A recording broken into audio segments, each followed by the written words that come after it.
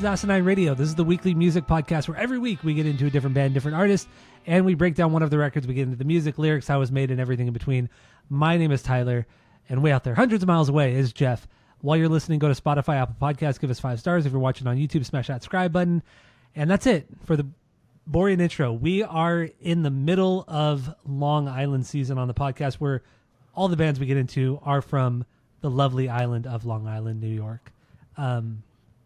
So what are we doing this week, Jeff? If people don't already know, what are we doing this week? We're doing brand news, Deja Entendu. Yes, this is their second record from 2003, and a very popular record. Sold a lot of records, well over 500,000 copies, which is a lot for a band like this. And people love this record. People absolutely love this record. So let's get into our origin story with Brand New, and then we'll get into some first impressions on Deja Entendu, and then start breaking it down, songs, bangers, stinkers, all that good stuff. So origin story, what do you got? Go.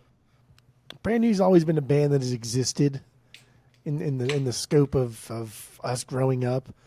We knew somebody who always liked Brand New, who loved Brand New, and I never got into them, never gave them a chance really, and it mostly stemmed from like I just got into Taking Back Sunday, and I was like, I don't really need Brand New. I have this. This satisfies that itch, I guess. And it fatifies that itch. Fatifies. Again, the Mike Tyson thing. Mike Tyson. Ethereal. You know who said that was Alex Hodges. Like when we were.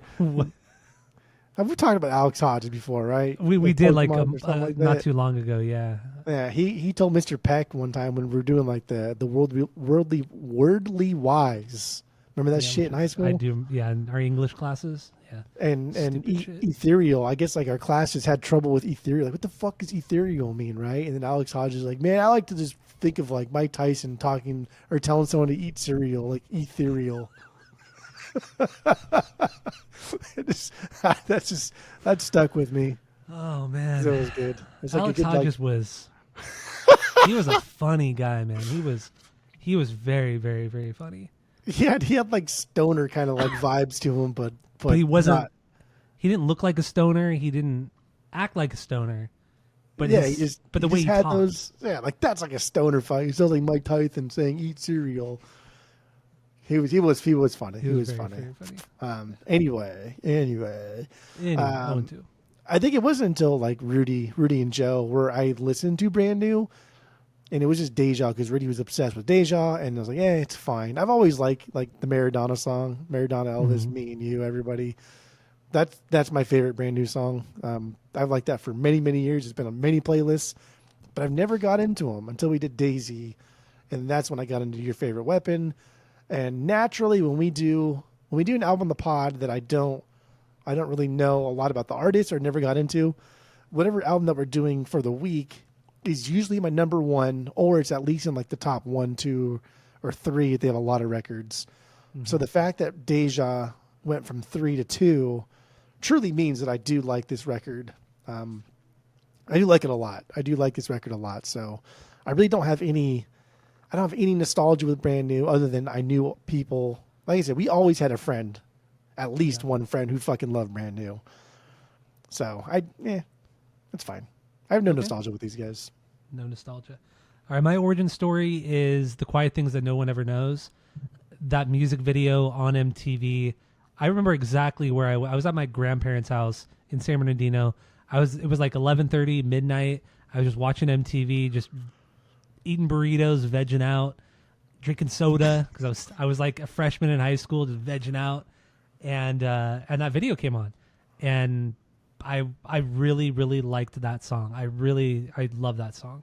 I still love it, and I was hooked. And I remember I went and burned this CD. I downloaded it illegally, of course. Burned it on a CD, and God damn it, I thought it was so boring. And for many years, the only songs I ever liked were the 2 singles, The Quiet Things and Sick Transit Gloria. And then, like you said, we had a lot of friends who love this band, love Jesse Lacey as a lyricist and everything. But we're not lyric men. That was another big thing too, why I never got into it. I'm sure you didn't get into it as well. But I always Yeah. kind of I always followed it along. I mean, when Devil Inside came out, people loved that one. But there was a few songs like Jesus Christ. I love that song. I also love The Archer's Bow. There's some great songs on there, but overall just didn't hook me. But it was Daisy. It was Daisy that hooked me. That I fucking love that. I love that album so much. So yeah, I mean, I do have nostalgia with this because of people I know, and I'd be liking those specific songs. And I've seen this band live 3 times. You were there one of the times. The first time I saw them was with you at Bamboozle, the Bamboozle West in Pomona. They played right after, or no, did they play before or after Thrice? I don't remember now. I think they played before. I remember Thrice going into the nighttime. Was that what it was? Okay. I don't remember Brand New because Thrice and Brand New headlined that festival that day. Or Plus 44 was supposed to headline it, but Plus 44 pulled out. That was supposed to be their very first show, but then Travis broke his arm. So, yeah. We saw the first show anyway. We saw the first show anyway. It's just so cool, man. So cool at the Roxy, bro. But yeah, that was the first time I saw him was in 2006. And then I saw him on the Daisy tour. And then I saw him again in 2016 in Vegas. And that show in Vegas, I've talked about it on the pod, was easily one of the worst shows I've ever been to. When I saw them in 2009, it was an amazing show. It was fucking awesome. But yeah, that show in 2016, it was terrible. The highlight of that show was watching a drunk girl in the crowd, get in a fight with a bunch of people and the security guards, and they threw her on the ground and hogtied her and carried her out. Hogtied. That was the highlight of that show for me. But yeah, anyway, that's my origin story. Yeah, get pretty wild at a Brand New show to get hogtied. Yeah, she was hitting people, knocking people around, like in the back, like not even in the pit. It was like in the back. Yeah, it was. She was wild times at of Brand New shows. Anyway, that's my origin story. Some Good. history. Good. And what are your? I mean, I guess we already kind of went into our first impressions on Deja Entendu. I think it's a solid record. I don't think every song is a banger. I don't think there are any stinkers. Do you have banger stinker? What's your banger stinker ratio? Stingers. I have 6 true bangers. Okay.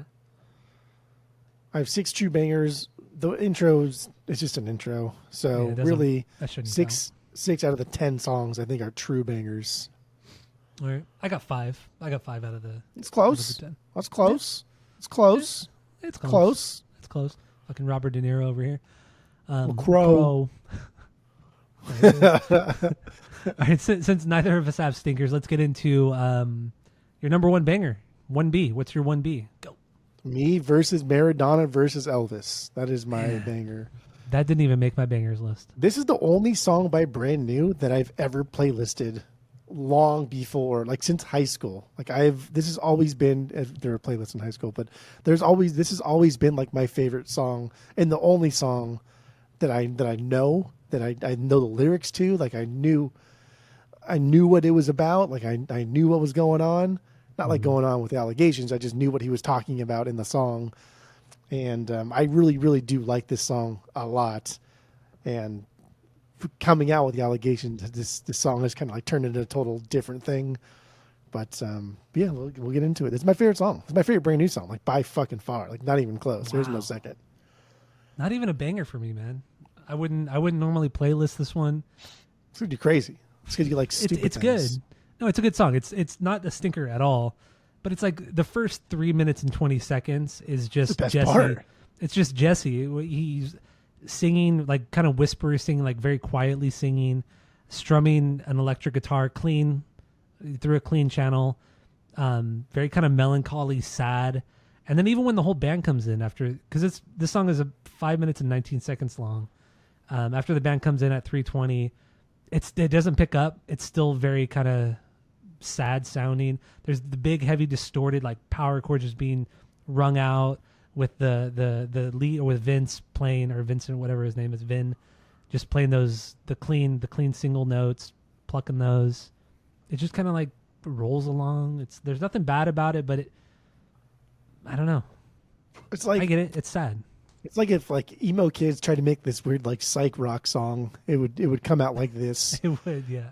And that first part, like, yeah, dude, it's just like heavy verb with a little bit of a delay, and he's just kind of lamenting, and I think that if he wasn't such a big fat douchebag, I think like through and through, even if there were no allegations ever coming out against him, I still would think he's a bad person, based off of these lyrics. Like the guy's an asshole. He treats people like garbage, and he's a fucking dick. So I think this could have been just like a really beautiful confessional, like lament. It could have just been like his, like, yeah, I'm a fucking dick. Like, here I am type of thing. Like, I'm going to own it, right? Like that type of song. But like, it's going to be hard not to talk about the sexual stuff because that's a big part of where we're at now versus where we were then. And especially because I don't have nostalgia with this band. But this is, dude, this is a creep song, man. Like, the chorus here is like the sleaziest on the record. Like the way he uses the word lie is fucking gross. The way he says my tongue will taste of gin and malicious intent. Dude, you are a fucking douchebag. Like that's crazy. That is crazy. I like the idea of a songwriter just laying it all out there. Like, yeah, I'm a douchebag. Here is why I'm a douchebag.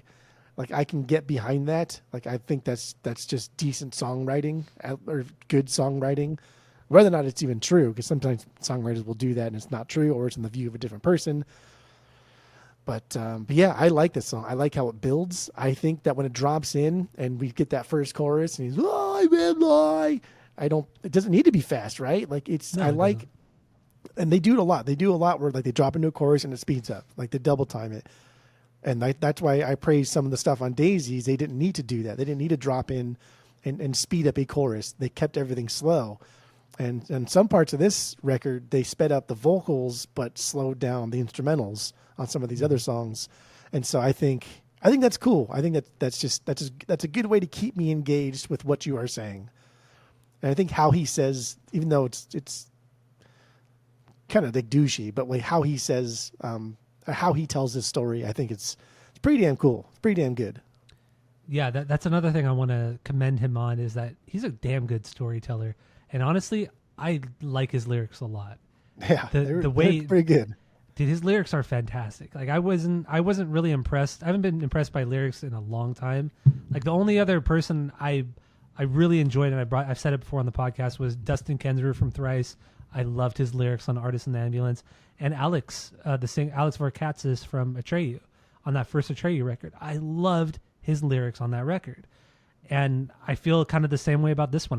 The metaphors he uses, the way, just the words, the way he builds this world in a single song, I think is fantastic. I mean, I now understand why people love his lyrics, and not just girls, like guys and girls. Like there's like gender doesn't matter with this band.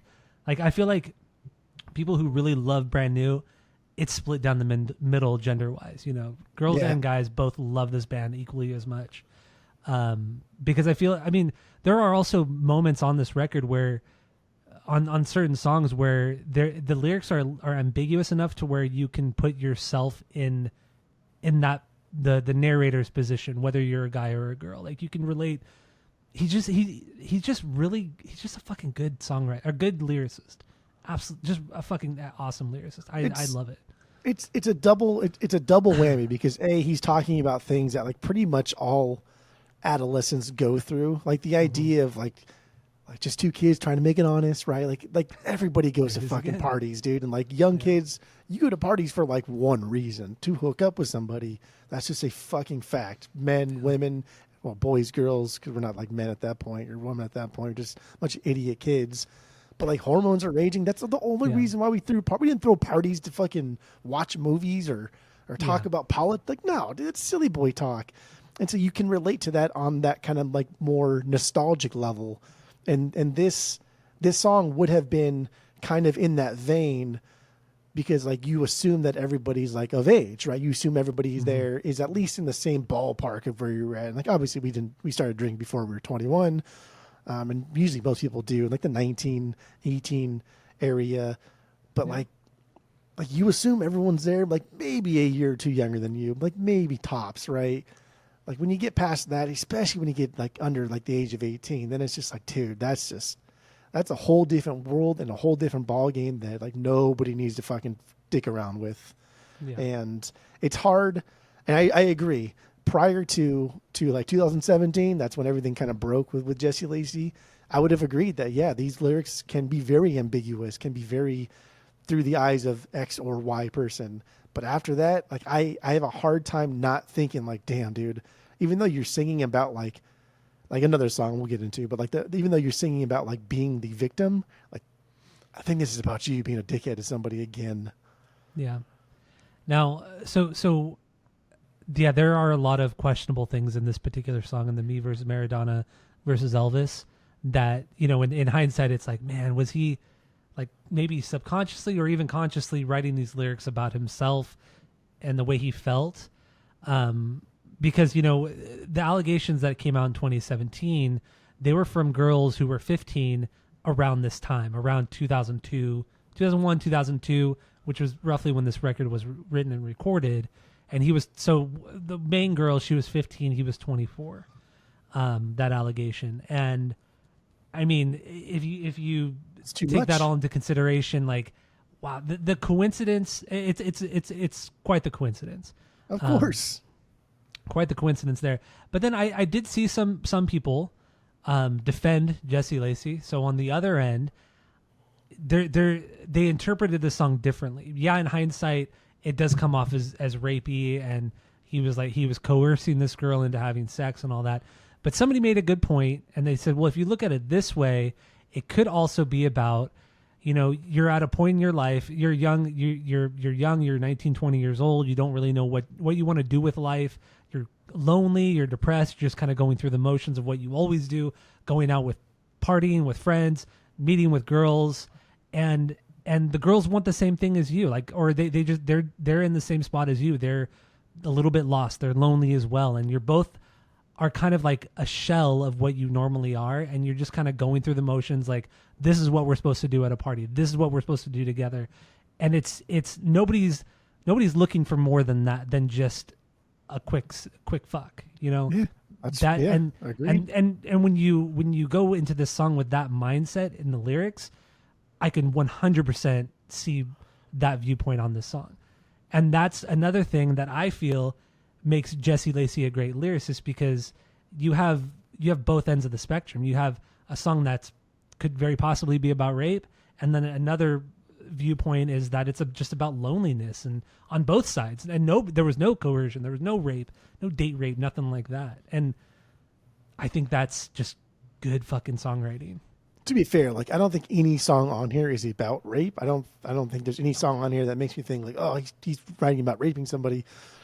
But I do think, and again, like, if he was like 16 or 17 when he wrote this, and he's hanging out with 15-year-olds, that's a different story than 24 hanging out that's with a 15. big difference.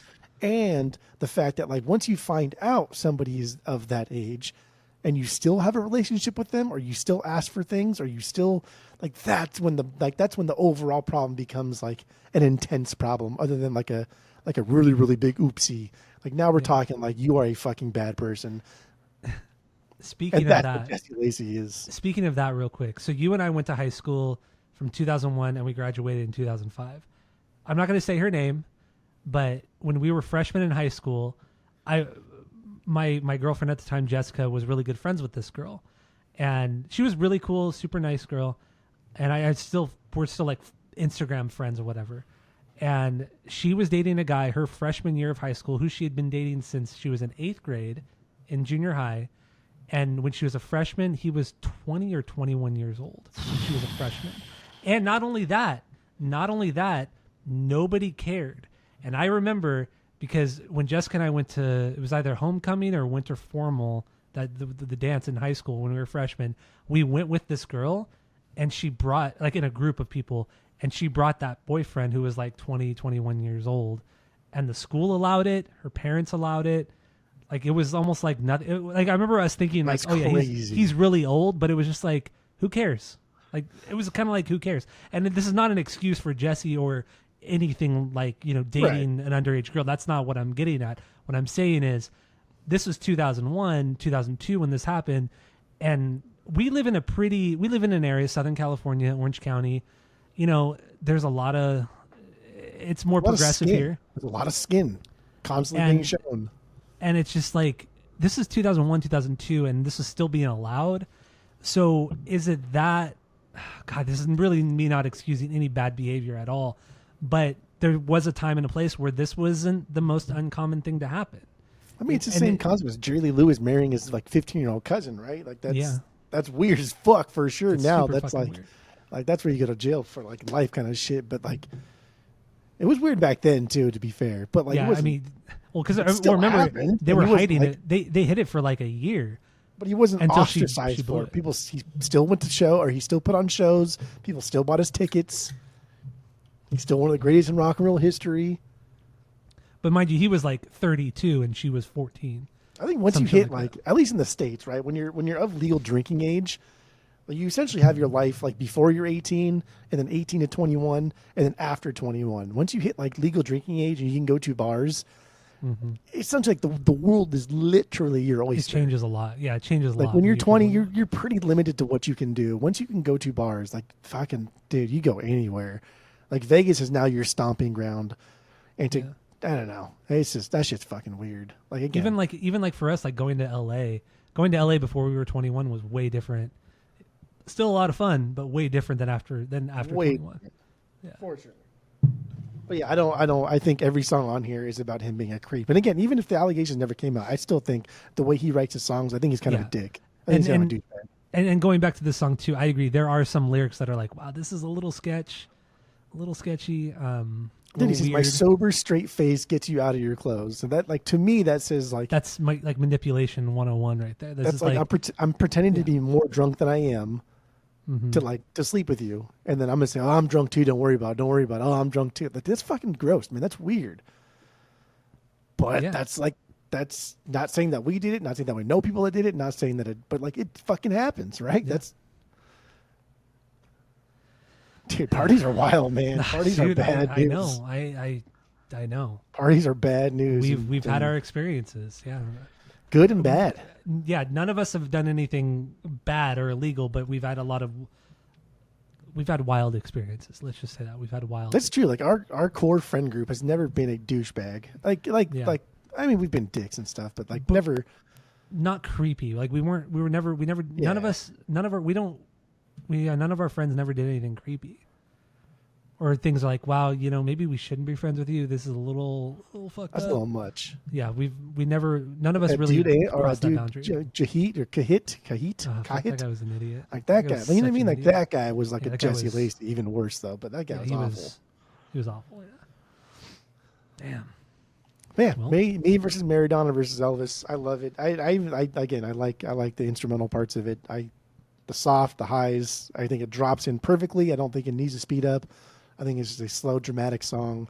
And again, it's just this beautiful confessional lament about how big of a douchebag he is, and he knows he's a douchebag, and he's just kind of like, fuck it, take it or leave it.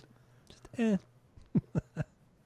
And you gotta kind of respect that, right, a little bit, because if somebody knows they're a douchebag and they're like, I ain't gonna change. I'm a dick. Fuck off. Trump does it, right? Like he knows he's a dickhead, and he's like, I don't give a fuck it, whatever. He's our president, so.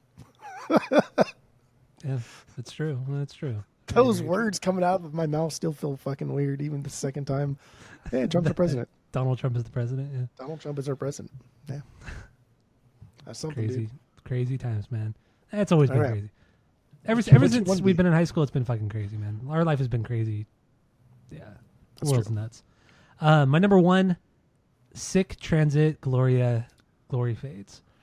Sick Transit Gloria. It's probably one of their most, objectively one of their most popular songs. It's my 2B, baby boy. But goddamn, this song is so good. Like, you can't deny how fucking great this is. This has the fast and slow, slower verses, and then it double times in the verses with just the two snare. It's the gotten dun dun dun dun dun. Like, it's just those two snare hits into that chorus, perfect. Killer fucking bass line in the verses as well. That dum dum dum dum. It's just so basic. It's not squirrely. It's perfect for the song, because in the verses there are no big guitars. It's just very kind of like trudging along, like you're trudging through the mud. Like it sounds kind of dirty and nasty, and then it picks up like you're going to battle in the chorus. You know, I fucking love that. It's one of my favorite, like one of my favorite parts on the record is just that opening part in the chorus when it comes in the fever, focus, we're hard to sell. Like it's just like there's a lot of words mashed in there in the second part, but the first part, like he really takes his time with it. And this is like pop punk kids who wanted to do like a funk song, right? There's nothing crazy here. It's got a solid groove. And like this is what I imagine. Like if we were to jam in high school, like, oh, let's do like a funk song. This is what it would sound like. Like pretty much that's it. And then like towards the end we get the verse and like the harms in the background too. Like come on, dude. the fuck out of here. No, it's great. And It's that's so another good. thing that I don't think is talked about enough with Brand New are the harms between Vin and Jesse. Like Vin perfectly harmonizes with Jesse and complements him so fucking well. And there's some great back and forth that you could argue is just as good as the Taking Back Sunday back and forth between Fred and Adam, or John and Adam, or even Matt and Adam too, during that one record. But yeah, no, I love it. And also this song builds really, really nicely because you have the kind of more trudging along verse, and it's just like the closed hi-hat, doom doom gat doom doom doom gat. And then he does this quick little fill. He opens up the hi-hat, so it opens the song up more. Vin comes in with that harmony, or not even harmony, but he's the background vocals, and they're kind of doing their own thing. And then it drops into the double snare hit into that chorus. So that whole build from the verse, pre-chorus, and to chorus is fucking amazing. It's so fucking amazing. I love it. Fucking love it. Also, this song, like, this is.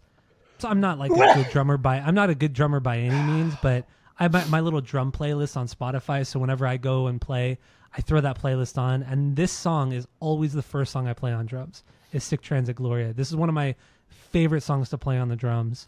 It's a fucking blast for me. I love this song. This is like your warm up song. Then this is my warm up song. Yeah. Okay. On the drums. Okay. So Okay. I love it. Also that bridge too, killer fucking bridge. Because it's like it's super loud, it's very massive sounding, and then there's that super long drum roll, which I can't actually do on the drums, but I try. It's super long drum roll, and then he just goes back into the last chorus. It's fucking good. I fucking love it. This is just a really well built song. It does a good job of making everything feel kind of like uneasy, kind of feel urgent at times, and it's just it goes along with the lyrics, and it's just a really well crafted song. And the hardcore vocals in the chorus too. Love that. Come on, man! Like we're sucking for that shit. That's nostalgic AF, as the kids say. It's so good.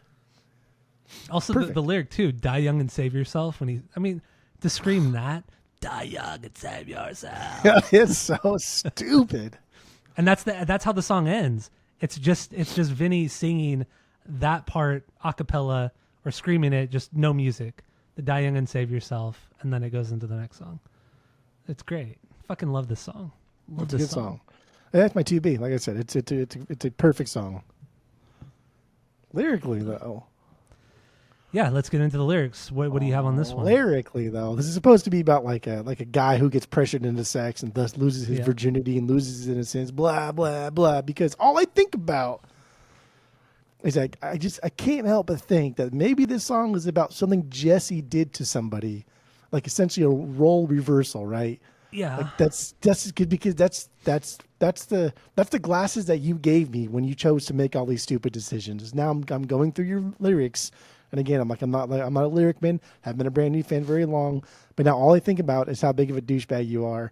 And if that is so, man, it's again, these are just my thing here. It's not confirmed nor denied, but he loves writing ambiguous lyrics.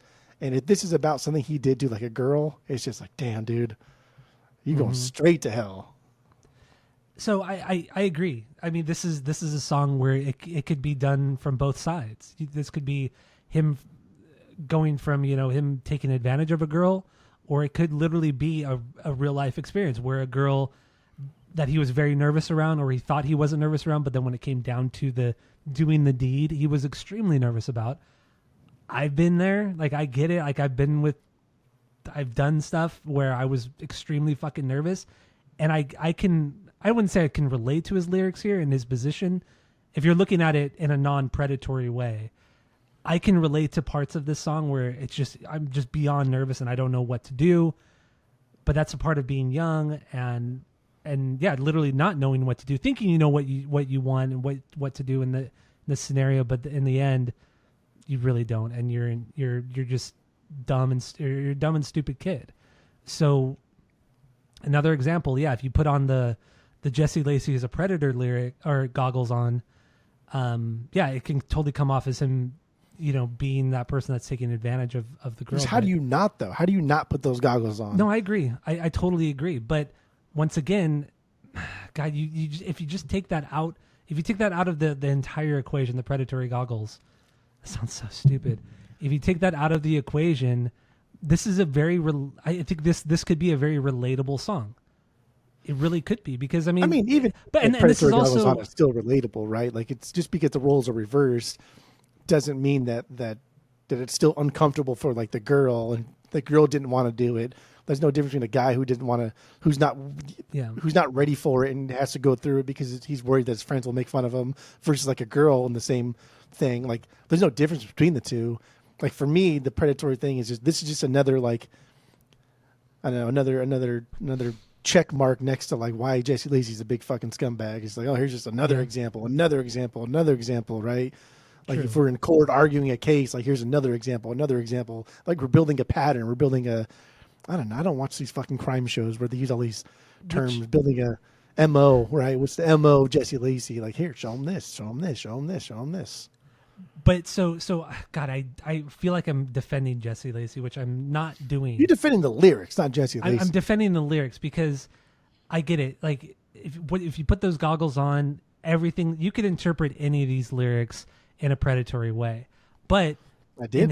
In defense of the lyrics, think of how these lyrics on this record, I mean, because this is the only time we broke down the lyrics, except for Daisy, but on this one, defending them and looking at how many people were so not infatuated with Jesse, but infatuated with his lyrics, and they related to his lyrics so much for literally a couple, like almost 20 years before the allegations came into play.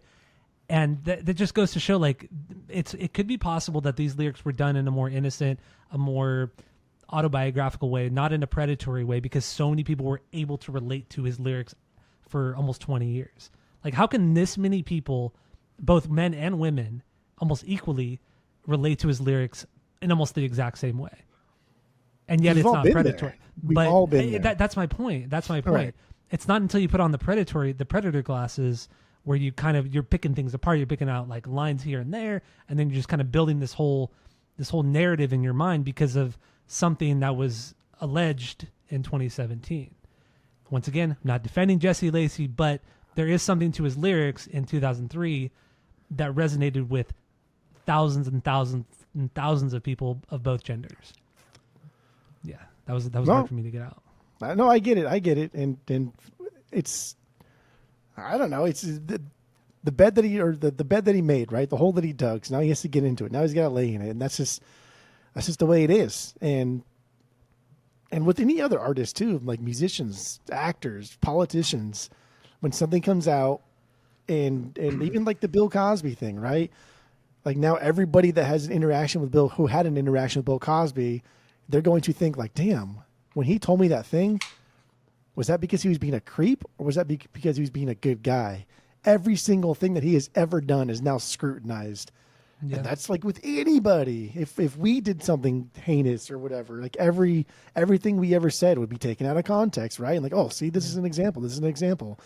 There it is. That's a good example. This is just another example of why, like, Jesse Lacey is a creep. And I do think he's a creep, and I do think he's kind of a douchebag. And I don't think this is an autobiographical song about Jesse Lacey, because there's nothing else that he's ever done that makes me think that he's ever been a victim. I think he's only been a predator. But, like, I don't know. We've known a lot of predators in just, like, the outer circle of our group that didn't turn out to be, like, horrible people. Just kind of guys that are like, oh, yeah, I'm just gonna go after the drunkest girl here, right? That type of predator thing. Which was it was very, very common. It's just, I mean, everybody knows those kind of to pretend it doesn't exist is stupid, and it's not okay. It's not an okay thing to do. And also, girls do that shit too. I mean, we've known girls who yes, go to parties just to, like, fucking pick up on a guy just to fuck him that night and like a Yes. one night stand, which there's nothing fucking wrong with that, but I don't know. It gets too wishy when feelings are involved. It just gets too wishy washy, and especially with like children, right? Because even like I think like people that are like 20, 21, 22 are still children to me. To Yeah, us at I this agree. point, like we're just way too old for that kind of bullshit, dude. It's children. These are fucking kids. Yeah, I was So- with a couple friends a few months back, and we were all talking about like, man, what's the youngest you could date? And you know, you and I are 37, and Tammy's 36, so she's a year younger than us. And Tammy was like, I couldn't really date anybody maybe a couple years younger than me, maybe like 34, 33. And even me, I was thinking, I was like, I couldn't date anybody younger than maybe 25 or 26 years old. Like, there's You're no stupid. way. Can you Legit imagine too dating? stupid. Can you imagine dating like a 19-year-old or 20-year-old girl? That would No. be. It's just Well- they're too stupid. That's just like that's one of those questions where it's like, if you say like, oh, I dated a 19-year-old, you're not dating. You're only in that relationship for, Yeah. for one thing, right? Yeah. That is it. Let's be real. That's silly boy talk. But anybody under the age of 21 is a child, because you haven't experienced like what alcohol can do to you legally now. You don't have to hide it anymore if you want to be an alcoholic. And then anybody like I don't know, like what have you really gone through at 22, right? There are exceptions to the rule, of course, but like what have you really gone through in life? Like, Like get the fuck out of here. my thought behind it was like, if you've never had a real job in your life, like a real 9-to-5 kind of job, then I probably would never date you. You know what I mean? Like, Yeah. you have to have like some sort of life experience, and people who date that young, that's some predatory shit right there. And you just, again, if both parties are in it for the same exact reason, which is if you're dating somebody like half your age, it's just you're in it for sex, or you're in it to just Yeah. impregnate somebody and And- get your lineage going. And I get it. If it's both consensual, then fucking go for it. Then fucking do it. Do man. what you want. Who But yeah, if you're cares? under 18, or even if you're 18, I mean, that's gnarly. Fucking gnarly. That's something. All right. So do we have Okay, anything baby else? boy. Do we have anything else on Sick Transit Gloria? Glory fades. Sick Transit Gloria. Sick That's Transit. it. Oh, talking about the video. I mean, did you watch the two videos? The one for Sick Transit and Yeah, they're stupid. Quiet Things. Come on, They're worthless. They're of its time. They're sad. Or the Quiet Things video is very, very sad. But yeah, Sick Transit. It's a good video. It's enjoyable. What's funny is I didn't remember what Jesse Lacey even looked like. Mhm. Like I just had no idea what he looked like until I watched the video, and I watched the videos like 3 days ago. 3 days ago, yeah. So like even up until 3 days ago, I had this image in my mind of what Jesse Lacey would look like, and it was kind of a cross between like Chris Conley from Saves the Day, and maybe I don't know, just kind of like that, kind of like dorky or whatever. But that's when I saw the video, I was like, whoa, that's not even what I imagined at all. I'm looking up what Chris Conley looks like. Hold on. But when I type in Chris Conley, it's Chris some, Conley like it's a football player. 2005. Okay. Well, oh yeah. Oh. Ew. That's what you. I'm like, Jesse Lacey's like a good looking guy, and then thought he looked like Chris Conley. Damn. Okay. I mean, yeah, it's like dorky, awkward kind of thing. Yeah. Okay. All right. Jesus Christ. All right. Let's move on. Let's move into a different song. What's your? Oh, your 2B was Sick Transit Gloria, right? Yeah, Sick Transit Gloria. Wait. When you say it that way, it's so dumb. That's how I said it all week. This I is so know. stupid. Sick Transit Gloria. Sick Transit Gloria, like Angel. Oh, Sick Transit Gloria. For sure, bro. For sure, bro. So yeah, the Quiet Things That No One Ever Knows. Is this a banger for you? Does it make your banger This list? is not a banger for me. Oh, you're an idiot. You're such an idiot. This is not a banger for. There's really really good parts to this. It's just overall, I think it's basic. I think it's basic. But I love the That's- basicness. That's it. It's written to be a radio jam. Nothing wrong with that. That's Love fine. But compared to like everything else on the record, It's just a little like like you could have done better. It's a fucking popular song though. Oh, Hold on, let me go. Don't see hit him, who's doing Tyler. that. You No, don't I'll just- shake because him. I don't know if Don't somebody's at the shake door. him. Hold on one sec. Don't you have a ring? Yeah, but it's. I'll tell you. I'll tell you later. 1 second. All right, so my number 2. Yeah, it's another single. I don't care. The Quiet Things That No One Ever Knows. I love this song. I think earlier you said this was not a banger for you, right? Not No a banger for me. Again, it's too basic. It's too basic compared to everything else on this record. Everything else seems like they tried to write a good song and they're crafted songs. This one just sounds like it's a radio hit. But Love it though. there's stuff in here that made me think this could have been better if it wasn't just so like we need one for the radio. We need one for K-Rock. And here it is. Which I get it. Yeah, But- gotta pay the bills. I get it. Gotta go on tour. But so I mean, this is like a good pop punk emo song, kind of like almost a throwback to their first record too, Your Favorite Weapon, and Kind of. you know, it's the dual guitar attack, you know, the power chords just kind of strumming along, and then Vinny's doing the just very very simple kind of like little lead part, kind of new metally kind of you know, lead part with the guitar. I fucking love it. And then everything goes doom doom doom. You hear the boom, you up and down the guitar and bass, boom, and then it goes into this like palm muted, just kind of like punk thing. Do, do, do, do, do, do. And then Jesse's doing this like kind of whispering, kind of subtle little vocal delivery. It's fucking good. Like the ups and downs, the back and forths on this song. It's fantastic. It's a cool song. I do like this song. I don't think you do because it's not a banger. It's a high okay song for me, because I do really enjoy it. And this intro, dude, is like every pop punk emo band from the early to mid 2000s. Every single fucking band did this shit. And that part, especially when it goes back into that, we did that cool drum beat with your mouth. That's Doom, doom, bam.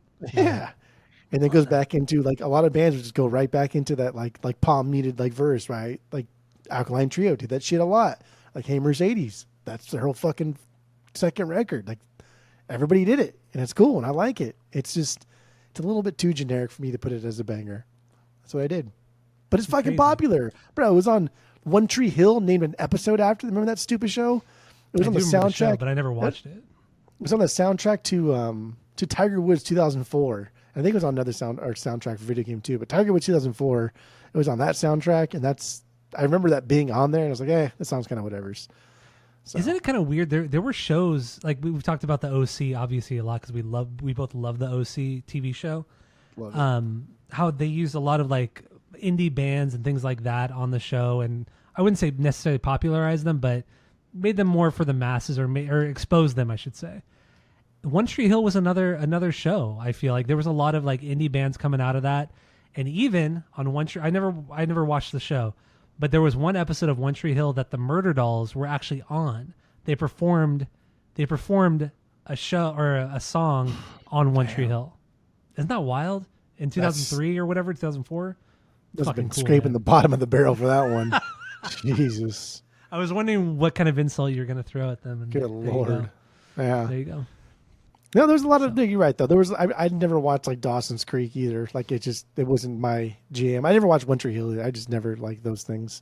But like even Dawson's Creek, like I know my sister watched it a lot, and I remember saying like, "Oh, I know that song." Like, "Oh, I know that song." Similar to like the OC, not quite as like indie rock fun as the OC, but yeah, it's fun.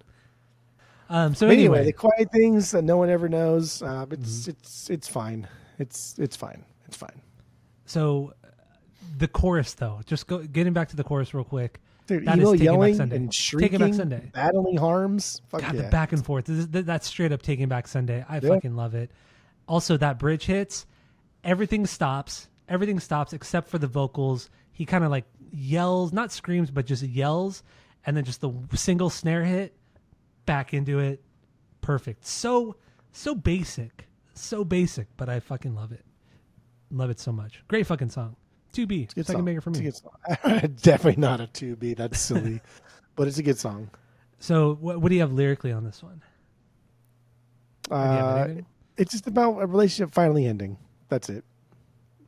Yeah, I mean, what I gathered from it, it's being in a relationship, knowing it's not going to go anywhere, and just kind of ending it before it kind of needs to, because in the end, you know, you're never going to marry this girl. Who cares? Like, let's end it now while we're happy, and that's what it is, and that's how like the first part of the song is, and then you get to the last verse, and then to me, the last verse is another perspective, like, oh, I ignored my feelings. I decided to stay with her, and now I regret it. We have kids. We're married. We have kids now. I regret it. That's kind of like the last verse. It's the two perspectives of the relationship, of how the relationship went, and I think it's killer. I think it's fucking killer. It is good songwriting, like the way he kind of like personifies his feelings based on what he's saying. Like outside when he uses like the coastal things and stuff like that. And I do agree that when you get to that last verse, it's kind of like he would rather stay in a shitty relationship just because like, it's convenient. And then now it's like he's in fucking so deep that he has kids now. Like that's crazy to me. Yeah. But it was reminding me of like an early meme that I saw, and they had like a husband and a wife, or a boyfriend and girlfriend, a guy and a girl just arguing about something. Mm-hmm. And the girl like was like a little think bubble, bloop, bloop, bloop, bloop, bloop. And then her thought was like, LOL, I can fake orgasms or something like that. And the guy was like, bloop, bloop, bloop. And it was like, LOL, I faked our relationship. And I was like, damn. I don't know why, but I always thought that was so fucking funny. It's just like, it's so unnecessary. It's so aggressive. But that's what this song reminds me of. Is just like faking that relationship, just going through the motions, dude, until the point where it's like, well, I guess now we're fucking. This is our life now. And he's kind of a butthole about it too. So whatever. Some of the lyrics though, I do love on this one. So like right off the bat, the first three lines: "We saw the western coast, I saw the hospital, and nursed the shoreline like a wound." Oh fuck, man, I love that. Nurse the shoreline like a wound. See, like that. I just. As a couple, they just see positive times and a future together. But deep down, he knows it's the end. He saw the hospital. He saw this is the death of I see the death of the relationship, and then he nursed the shoreline like a wound. Oh, I fucking love it. I love that line. I love that those three lines right there. Fucking emo. It's so emo. Yes. Hot topic. It is, but that belongs on a T-shirt. That belongs in cursive on your wrist, like a tattoo. Like that's what that is. I like it so much. And then also the two lines in the chorus. So keep the blood in your head and keep your feet on the ground. I fucking love it. I fucking love that. Oh my God. Like don't be sad that we're breaking up. Don't be depressed. Don't kill yourself because we're breaking up. Keep the blood in your head and keep your feet on the ground. Just the way he describes suicide because of the end of a relationship. It's so emo. It's so childish. It's so adolescent. I love it. I fucking love it. It's great. It's good. God damn. It's very of its time. It's good. It's solid. It's still good. I don't give a fuck. What are we, 22 years, 23 years later? I think it's fantastic. This is a better like 2-3B than whatever the fuck the other one. Oh no, this is the one. Yeah. No. This is my 2B. Yeah. Anyway. Okay. Anything else on Quiet Things? We good with this one? No, we're good. Moving on. What's your number 3? Your third banger, 3B. Okay, I believe you, but my Tommy gun don't. That's my 3B. Okay, that's something, dude. It's not a banger for me, but let's choose like the dumb song. Is that what you did? Just choose the dumb songs? The dumb songs, bro. First of all, like what a transition, right? From the song before, I will play my game beneath the spin light. That's a perfect transition. This could have been just one fucking continuous song. This kind of picking is fun, like throwing in that open string and the transition between chords. That dun dun dun dun dun dun dun. Right, that's always effective. At least for me, I like it. I like it too. It transports me back to this exact era. Like every fucking pop punk band, like Tom does it all the time. Every emo band, everybody did this shit. And like when I'm playing something like this, I church it up with that little open note there before I go into something else because it makes you feel special, makes you feel edgy. But it helps build the song. It helps build tension in the song because the first verse it's just the clean channel, palm muting it, And then the second verse comes along and he opens it up a little bit. That's the build. That's the build. That's the tension. You're getting bigger, bigger, bigger, and then it explodes.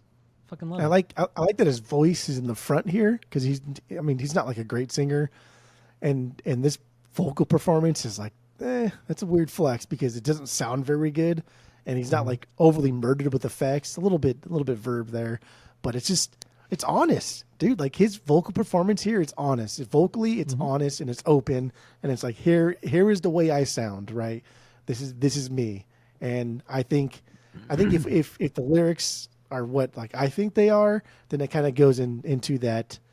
It kind of fits the theme of the song, and I like that. That's cute. It's a cute thing to do. It's a cute. It's a cute. It's a cute. It's a cute. Wait, I think you know what? I take it back. I fucked up when I was doing my finalizing my notes today. This is actually my 3B because I kind of the way I do my notes is kind of out of order. So Good. yeah, no, I originally put my number 3 as I will play my game beneath the spin light, which is not my number 3, and it's actually okay. I believe you, but my Tommy gun don't. So that's actually my number 3. Good. So I was wrong because I'm kind of like going through my notes again and thinking about it. I'm like, no, I love these parts because the bridge hits as well, and then no. So everything gets kind of heavy because everything drops after that build up with the clean channel and the single notes. And then it drops with the full band in and that bass line. It's the bass line that's fucking killer. It's the bass line that's absolutely fucking killer in this song too. And then the bridge comes and it's just the bass line isolated and nothing else.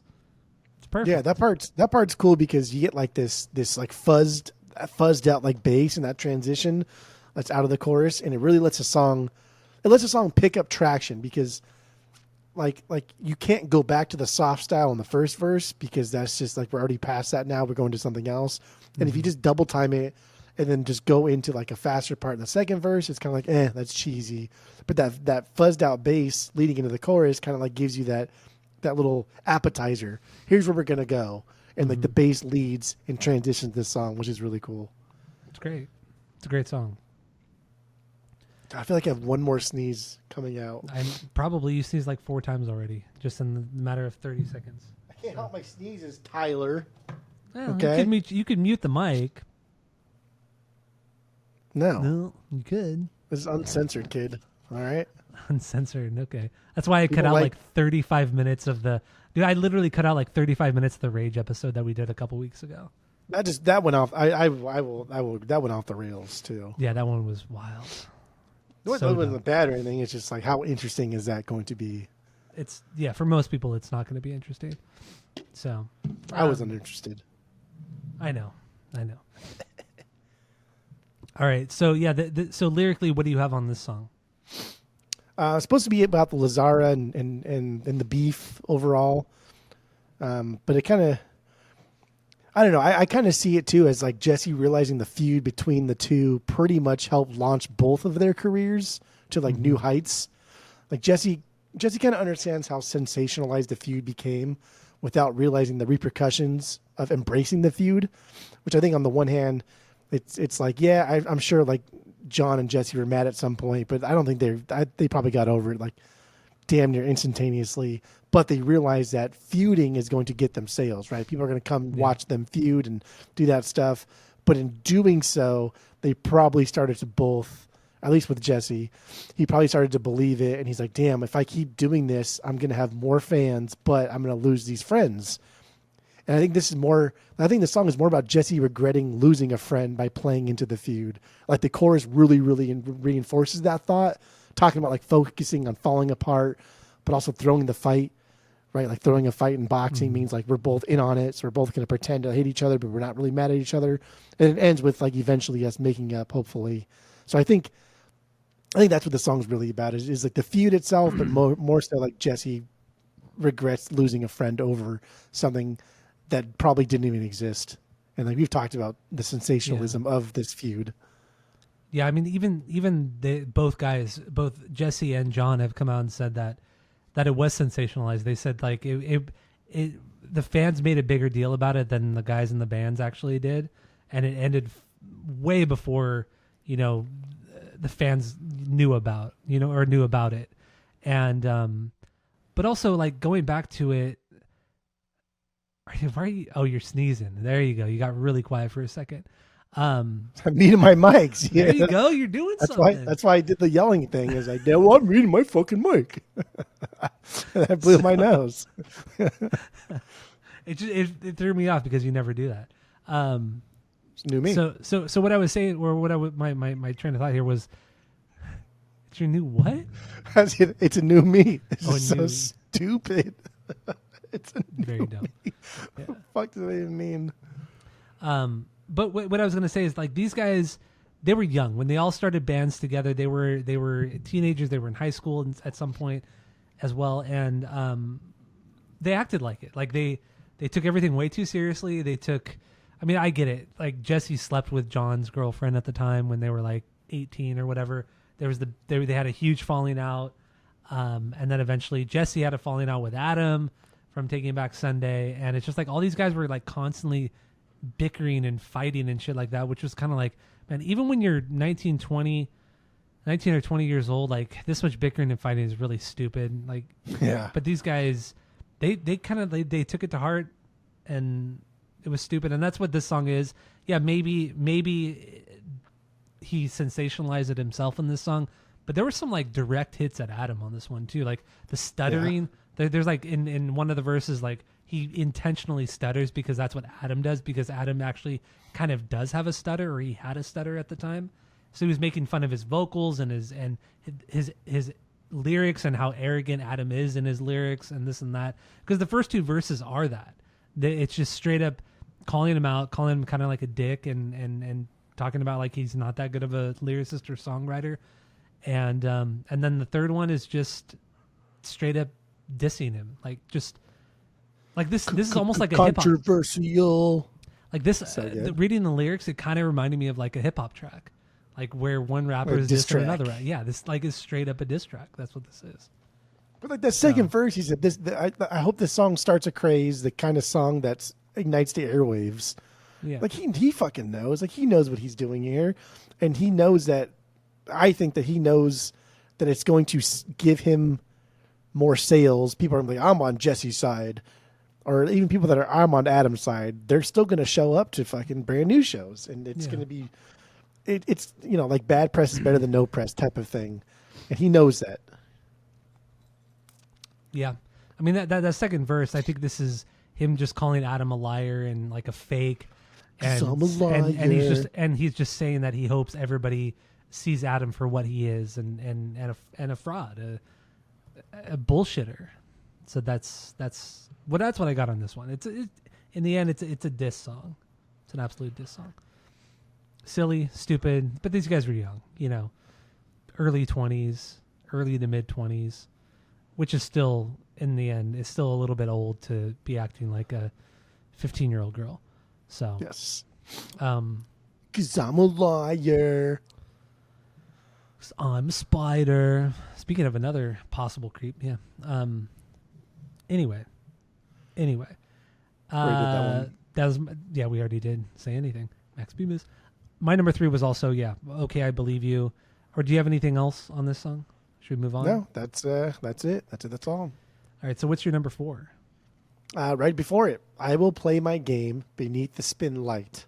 Okay, yeah. This one is definitely not a banger for me.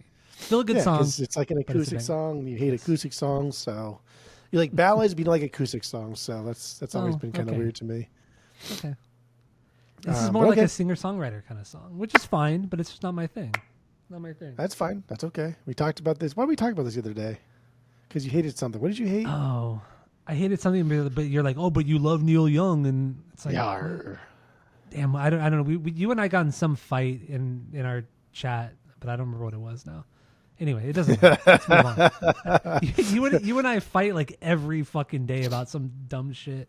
About So I have some no idea obscure what- artist that like nobody cares about, and obviously we don't care that much about it because I don't remember what it was.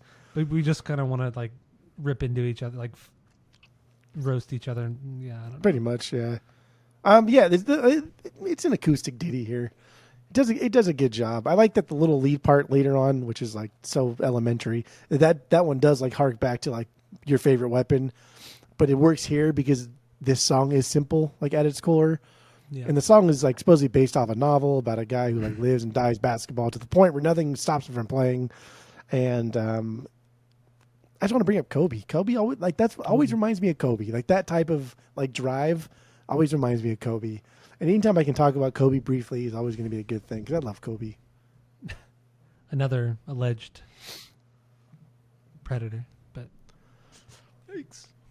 I mean, that's a whole different ballgame. Yeah, I know. I don't want to go down that. Yeah, I get it. Kobe. I don't want to go down that rabbit hole. I miss Kobe. I really do. Lyrically, this song's cool. It's about the woes of like being in a band and touring and stuff like that. Yeah. But the second verse opening lines are maybe like my favorite on the whole record. He said, I wrote more. Hold on there, dude. Hold on there, Pot talking, dude. Hold on there, dude. Well, that dude. This will help.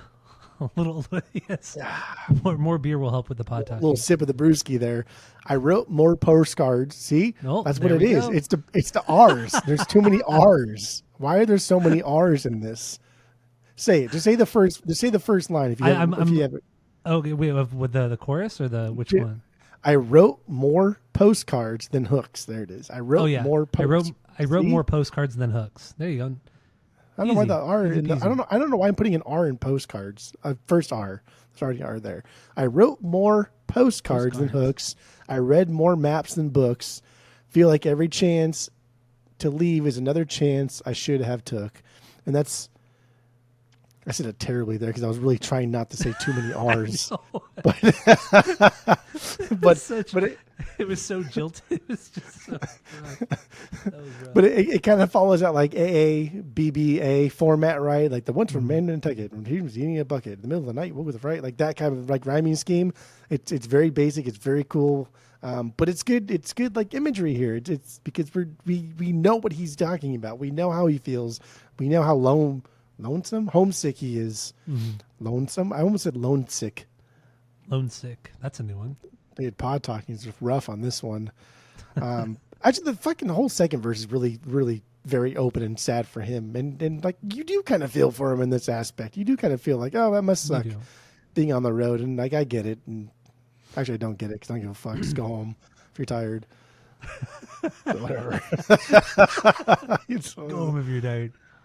But also touring prior to like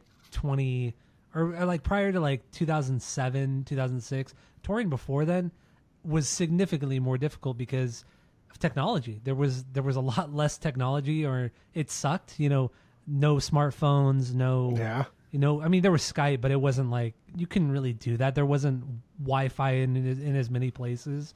So when you're out on the road, that's it. Like, yeah, you can get to a phone every once in a while, but you're not constantly connected with everybody at home. And I get it. I mean, that could be fucking lonesome. And when you're that young, like late teens, like straight out of high school, and you're only there with 3-4 other dudes in the van, like that talking could about be the same really, things over and over every day, every week. Lonely and isolating, and that could really fuck up your psyche and your mental state. Not to mention just like our country's fucking big, dude. Like it's massive. And the only way to get from like point A to point B, like MapQuest was a big thing. Let's print out fucking directions, right? Or let's I forgot what they're called. Like the Thomas guides. That's what they're called. I'm literally just going to say the Thomas guides. Like that's it. That's all you had. Yeah. And you have to rely on promoters. You have to rely on on people that own venues or run venues. And you're just going back and forth via email, maybe a phone call here or there. But if you get there and like shit hits the fan, like you can't just text like, "Hey Jim, where are you at? Doors are locked." Like, no, it could take hours to get a response. And by that time, like your whole fucking night's shot. All that money's wasted. All that time is wasted. Yeah. So that's and you also have to think, I mean, yeah, the country is enormous. The United States is enormous, but especially when you're touring in the winter, like back then, you can just hop on your phone and say, "Oh, well, there's going to be a fucking blizzard for the next 2 days," or there was nothing. It's just like, okay, we're going to tour in February or January. Let's hope for the best. Going through Illinois and Wisconsin and Montana. Let's hope we don't run off the road. And going back to the movie life that we did last week, in 2000 and 2001, they got in 2 bad van accidents because they toured during the winter. and they went through the Midwest. Or no, one was like going through Montana, and the other Yeah. accident was going from Oregon down to California in like Right. February. And yeah, I mean, people outside of the U.S. don't understand how big this fucking country is, and they've clearly never been on a proper road trip like us, like we have growing up and as adults. Yeah. Like you mentioned on the movie, like you drove to Ohio. That was like a 28-hour drive. It was 36 hours. Yeah, I've We done. only stopped for gas. We didn't sleep. We didn't go to a hotel. We just shifts. Touring probably sucked, man. Like it was probably rough. But again, like this is art. You should not be in this for the money if you are doing something like art. It's just that's the name of the game. I don't know. Should we talk about any more bangers? I mean, we're pretty deep into this. Do you want to? What do you want to do? Talk about a couple songs, parts, then wrap it up. What do you think? We should at least like go. My only other notes that I have that I wrote a lot of notes for was the boy who blocked his own shot. The book that the title of that song was based off of. What's the fucking name of the song then? Oh no! I'm sorry. The name of the song was "I Will Play My Game." Wait, what is it? What is it called? We've already moved on. I will play my game beneath the spinlight. Yeah, that was the song that we were talking about, right? Yeah, we moved on. He said, "Is there anything else you want to talk about?" I said, "I want to talk about the boy who blocked his own shot." Wait, isn't that the name of the? Oh, never mind. completely forget what I was. Sorry, dude. I've already forgotten. Completely. Yeah. As you speak, Continue. I Sorry. forget. Before you finish the sentence, I've already forgot. So. God, this night is so fucked up. Oh my god. Life's just a little fucked up. I'm all over the place. I'm all over the place. Yeah, let's it's get into Ruben, that dude. song. Ruben was barking at that ghost at the front door or something. I know. Just got you all, Yeah, got me all fucked up. all discombobulated. Wait. Yeah, what do you got on this song? Not a banger for me. It's not a banger for me. But like lyrically, I think there's just a lot of things here I like to read into. And this is like clearly the I cheated and fucked up song here. It's full of self hate. See, self. Like what is that self? It's full of self hate, but not necessarily regret for the action, but the consequence of that action, right? And that kind of like you see it all the time. People say, "Oh, I'm sorry." It's like, "Motherfucker, you're not fucking sorry, dude. You're just sorry you got caught. Like that's it. You're not actually sorry you're fucking somebody over. You're just sorry they got caught doing it, dickhead." And more interesting here is there's a lot of me and I in this song. So he's definitely taking responsibility for what he did, but also kind of like overdoing it to the point where I think he's trying to make her feel bad. He's manipulating for not accepting her back, right? Yeah. It's like, well, if you can't forgive me, then I'll just die. Like that type of extreme. And it's like, dude, like fucking A, man. That's called manipulation, dude. That's Be a called dude, manipulating man. somebody. Like just be a normal dude. And then like the line that I like a lot because it just showcases exactly like what I think the song was about is when he says the it's as cold as a tomb, it's dark in your room when I sneak to your bed to pour salt in your wounds. It's like, man, that's the most douchebaggy thing on this whole fucking record. Purposely trying to get back with this girl he fucked over, knowing he's just going to cause her more pain. This is manipulation and grossness at its finest. Even though like he probably thought in his young mind this is maybe like gallantry or some shit through his fucking stupid young adult eyes, right? Like, oh, sex will solve everything. As long as she accepts me back, then we're good to go. Like, man, it just, it's so gross, dude. And it's just, if he didn't say sneak, right? The word sneak is what makes it so fucking terrible. When I sneak to your bed, like, damn, it's not like literally sneaking like Pink Panther creeping, but more like he's probably saying things to her, right? Like complimenting her or doing things that are just so fucking gross, dude. Ugh. But I do think this song is essentially a poem you would write in high school to like the girl you cheated on. And while I don't condone like the shit that young adults do, like cheating and stuff like that, but like, dude, these are stupid fucking kids, stupid fucking kids. So I'm not surprised. But like Jesse was 22 when he wrote this song. And so again, goggles on, I can't help but think who he's talking about here. And like that just fucking grosses me out. Yeah, I mean, putting the predator goggles on, which sounds fucking PGs. terrible. The PGs on. yeah, this comes off as very creepy in hindsight, and also reading like reading about some of the allegations, the girls were saying like, or the few girls that came out, they were saying that he would say, oh, if you don't do this, if you don't send me nudes, or if you don't strip for me, or you don't watch me masturbate, then you're not going to come to the next show in whatever city you're in. Like, you're not coming to the show. Like, he would straight up threaten them and manipulate them, and I'm gonna like, skip Houston. And hearing or reading about that, and then reading the lyrics to this, it's like, damn, dude, this was his personality, and I get it. Like, he's come out and said, like, I had a major sex addiction, and I've done which all is this always therapy. just like, oh my god. Yeah, I know. Yeah, I get it. But yeah, I'm addicted to pizza. I don't. Maybe there is like an actual and making fun of something that probably I shouldn't be making fun of. I don't know, but like, to me that always reads as like, oh, PLA. I'm addicted to pizza. Yeah. The fuck is what is PLA? Pizza Lovers Anonymous. Is that a thing? No, I just completely made it up. No, not real at all. Oh man. I'm making light of a gnarly situation, or anyway, it doesn't matter. The Boy Who Blocked His Own Shot. Yeah, not a banger for me, but I did enjoy going through the lyrics and getting mad at Jesse for it. Yeah. So honestly, the only other bangers I have are Jaws theme swimming and Guernica. Guernica's my 5, Jaws my 6. Okay. Jaws is 4, 5 is Guernica. So, and really Guernica, it's that thrashy guitar riff.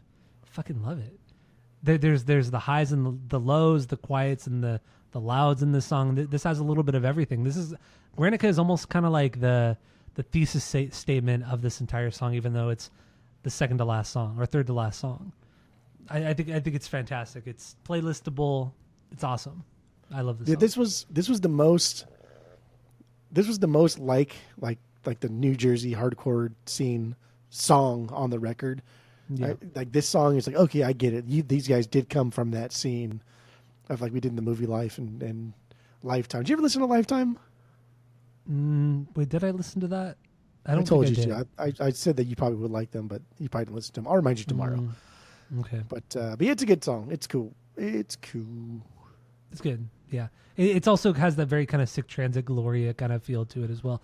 The slow and fast, and it's what they did well on this record in the end.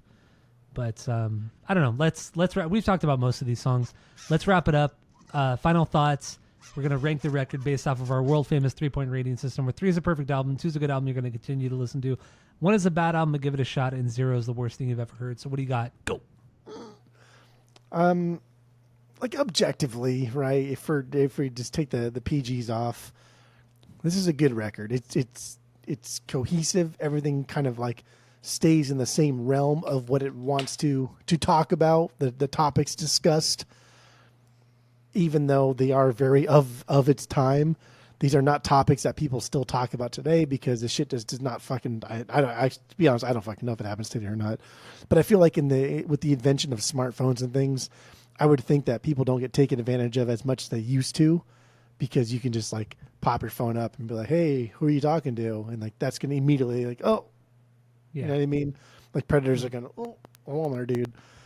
But again, I don't know. I haven't been 15, 20, 25 in at least 10 years. So yeah. 15 years now because we're like 40 essentially. But this is a very nostalgic thing. This goes back to formative years, right? Like core memories are being tapped into when listening to this, when thinking about things, when talking about situations and remembering, oh, either I was in that situation, or I knew somebody was in that situation, or I knew the person at the fucking butt end of that situation. Mm-hmm. So this is a time and place thing, and I don't foresee like Brand New resonating with younger audiences in the way it did with us. Like I don't foresee like Nick and Kaylee growing up and listening to Brand New and like, oh, I totally get what he's saying. Yeah, because a lot of these situations, it was a time and place. Like why are you homesick on the road? Like it's just so easy just to go home, right? Like, or Well, just I think it's also like party culture, and party culture when we were in high school and party culture now, I think is very, very different, especially where we live on the West Coast, essentially. Like, I don't feel like that really exists anymore. It doesn't exist the way we experienced it when we were teenagers, and even in the 90s, 80s, and 70s as well. Like, it's different. Like, can you imagine? So your son's Nick. He's 16. Can you imagine him going to a party like a party we did when we were a teenager, or like a warehouse party, like to see a show, see a bunch of bands play? Like, can you imagine Nick doing that? he wanted to go to fucking Escape the Fate or something on his own with his friend or something. I was like, no, dude. Like, no, you're not ready for that. But also, when we were 16, we were allowed to go. I mean, not only were we allowed to go, but it was like we got dropped off, 5 hours early and stayed 3 hours late. Right, we were just gone all day with no cell phone, with nothing. But I don't know. Maybe there's always weirdos out there, right? We just don't know about them until now, because now there's the invention of like fast information travel via internet, text messaging, phone calls, things like that. But society's fucking weird, man. Yeah. People are weird. And even like the whole concept of like old movie star men dating, like Al Pacino, dude, like dating like younger women. That's like, they're of age, but that's a weird form of like pedophilia, dude. That's fucking weird, man. Like there's one thing, just like, you like in Seinfeld, Denise Richards won one episode and she was leaning over and her cleavage was hanging out, and Jerry nudged George, gave him a little tap just to like look up, peek, and look away, right? Look up, peek, look away. But in the show, she's over 18, but in the show she's supposed to be 15. And he gets caught like looking at her cleavage, and the whole episode is based around I mean, this is such a Larry David thing, right? The whole episode is based around like, dude, if you poke me and there's cleavage in the area, I'm gonna look. It's in me. I'm gonna look. And he just so happened to get caught while he was looking. I don't know why has anything to do with what I was just talking about. This is a sign that we need to really just kind of wrap it up and end. Even though we're already wrapping it up. So fucking funny. Whatever. Yeah. It's just this is a timestamp, and I think in probably like 50 years from now, this is just going to go down in history as just being that thing that my dad used to like, or that thing that my grandpa had a vinyl record of. This is something that is not going to. That's not going to last, man. I don't think the New Jersey It's not going to scene, transcend. It's not going to transcend generations like your Zeppelins, your Sabbaths, your Blink, Green Day. Those will transcend generations. Yeah. But brand new, Taking Back Sunday, Movie Life. Nah. That whole scene, no, it's not going to transcend the same way, because it was so hyper specific to a genre and to a scene, like an age group, a scene, a genre. Because when you look at your Blink, Green Day, Nirvana's, Soundgardens, all that stuff from the 90s, that was all very broad. It was radio. Like, everybody knew those bands. Everybody knew those songs. This is not. This is very niche. Yeah, they were played on MTV, but it wasn't like they weren't this phenomenon. But this whole scene was not that. So yeah, it's very. Yeah, it's not gonna transcend. Pains me. Pop punk just like dead. So anyway, like, objectively, I think this is a great record. I think it achieves. It sets out to do something. It sets out to show the world who Jesse Lacey is. And I think at this point, Jesse Lacey probably didn't even realize he's a douchebag. He's just kind of like, oh, this is the scene that I'm in. And it's not right or wrong. It's just, that was the fucking scene, dude, like, through and through. So, like, retrospectively, like, yeah, that scene was pretty toxic and pretty shitty. And this is just an honest confession from Jesse Lacey. Here's who I am. And it just turned out to be like, in hindsight, that scene was pretty bad. And you're a pretty bad dude. And you're kind of a douchebag. So, whatever. But, like, it's still a good fucking record, dude. It's still well made. Like, every song transitions to the next really, really nicely. These are well-written tracks. 275. 275. No 275. Oh my god! And I thought you were going to give this like maybe a 2. It's tough. It's tough because, like, I don't want to. I really don't want to. But it is a well-crafted, put-together album. It's cohesive. It makes sense. It tells individual stories that are still under the umbrella of this specific scene. And yes, I'm nostalgic for this scene because this is our scene. This is the scene that, again, we're tapping into core memories here. These are formative years for us. Yeah. It's very, very nostalgic, but it achieves exactly what it tries to do. Damn. Okay. It sets a goal and fucking smashes that goal. I'm fucking surprised. Wow. 2.75. Okay. 2.75. Wow. All right. So my final thoughts on this one. Yeah, it's not going to transcend generations, but it's still solid. It's a solid output. Great fucking songs. I don't think every song is a fucking banger, but I get it. It belongs here. It's a well sequenced record. Everything transitions well into the next song. It has its ups and downs. I think it's fantastic. I think every member has their place and every member is good. Like nobody shines. Like outside of the lyrics, nothing shines on this record, but that's fine. That's totally okay. You don't need some guy fucking soloing or some fucking amazing drummer or some shit like that. But everybody has their place. Great fucking songs. Great songwriting. Brand New are not my favorite band, but they're not even close to one of my favorite bands. But I've always enjoyed listening to them. And Tammy, she loves this band. She fucking loves this band. And she loves Deja Entendu. She loves Devil and God. I mean, she knows every lyric from both of those records. She fucking loves this band. So I hear them all the time. Like we always listen to these two Brand New records. And yeah, I mean, lyrically, I think Jesse Lacey just an amazing lyricist. He really is. Yeah, it sucks he's a creep and the shit that he did, the grooming and all that kind of stuff, the allegations, it sucks. But he's a great lyricist. And with that, I'll give this a 2.5 out of 3. 2.5 out of 3. It's a good record. No, it is. It really is. I'm not gonna fucking But lie. It's like, could I give this a 2.75? I could, but I think Daisy's just a better record. Daisy is a better record, but that's not a perfect record. So that's why I can't put 2.8 and this is 2.75. Well, you don't get too crazy. You don't have to be restrictive to this the 0.25s. I know. It's our own stupid rating system. But in the end, I'll give this a 2.5 out of 3. And I give Daisy a 2.75 out of 3 because I love that record too. And I would get Deja Entendu on vinyl. I do like this record a lot. I've already looked into it. I've been searching for it. So yeah, I'll get this on vinyl. Good. More for me and you. Good. So that's all I have for this episode. Thank you all for listening. Go to Spotify, Apple Podcasts. If you're watching on YouTube, smash that subscribe button. And we are finishing up Long Island season next week with a big band from that specific island, and we're gonna have some good drinks, to end out Long Island season on the podcast. So stay tuned for that. And that's it. That's all. I'm just losing.